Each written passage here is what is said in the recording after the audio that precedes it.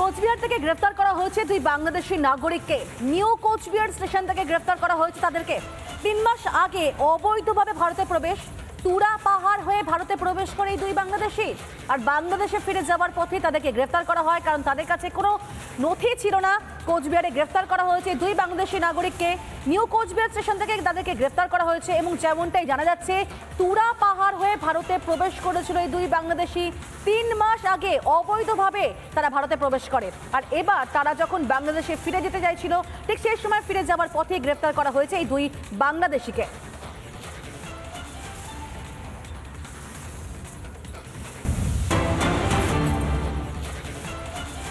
মাছ ধরাকে কেন্দ্র করে ভারত ও বাংলাদেশ সীমান্তে তুমুল উত্তেজনা। কোচবিহারের সিতাই ব্লকের পশ্চিম চামটা এলাকার ঘটনা এটি। গিরিধারী নদীতে সীমান্তে জিরো লাইনে এসে মাছ ধরছিলেন বাংলাদেশের কালীগঞ্জ উপজেলার লোহাকুচি সীমান্তের এক বাসিন্দা। ভারতীয় নাগরিকরা প্রতিবাদ করলে তাদের উপর চড়া হয় ওই বাংলাদেশি। বচসা থেকে বেঁধে যায় হাতাহাতি। পরে বিএসএফ এর 78 নম্বর ব্যাটালিয়ন এবং বিজিবির 15 নম্বর ব্যাটালিয়নের মধ্যে ফ্ল্যাগ মিটিং এর মাধ্যমে সমস্যার সমাধান হয়।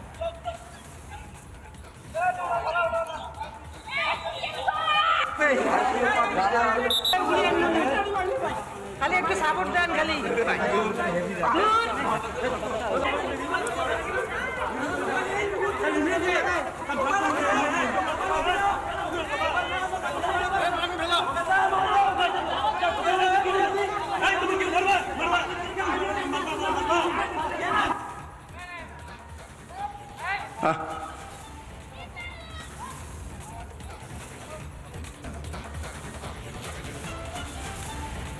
বাংলাদেশি ভোটারে হদিশ মিলল, আবারও ভুতুড়ে ভোটার মিলল পূর্ব বর্ধমানে পূর্বস্থলীতে।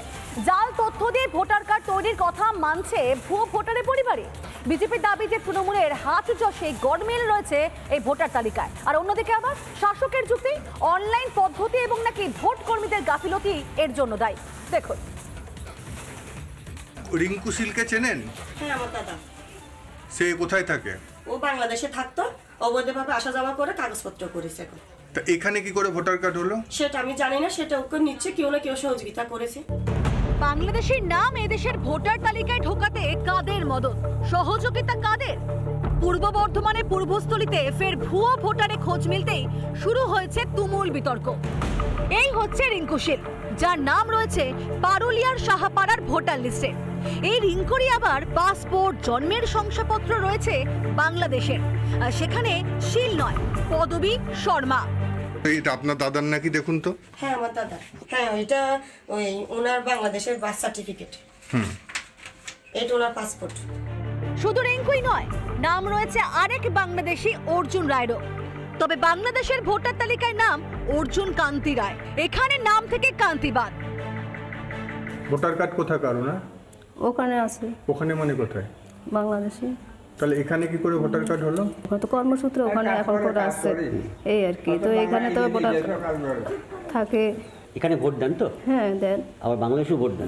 বাংলাদেশে তো সব সময় জানি না সেটা। বাংলাদেশে তো ভোটার কার্ড তালিকায় নাম আছে না? আছে অবশ্যই। কিভাবে হলো এত বড় জালিয়াতি? অবৈধ ভোটারের বিষয়টা সম্পূর্ণ তৃণমূল জড়িত, আগে সিপিএম জড়িত, এরা এটা করেছে।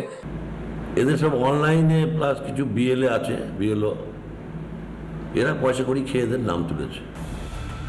সব দায় কি সরকারি আধিকারিকের, নাকি জালিয়াতি ধরা পড়তেই এখন সৎ সাজার চেষ্টা তৃণমূলের? পূর্ব বর্ধমান থেকে সন্তোষ দাসের রিপোর্ট, রিপাবলিক বাংলা।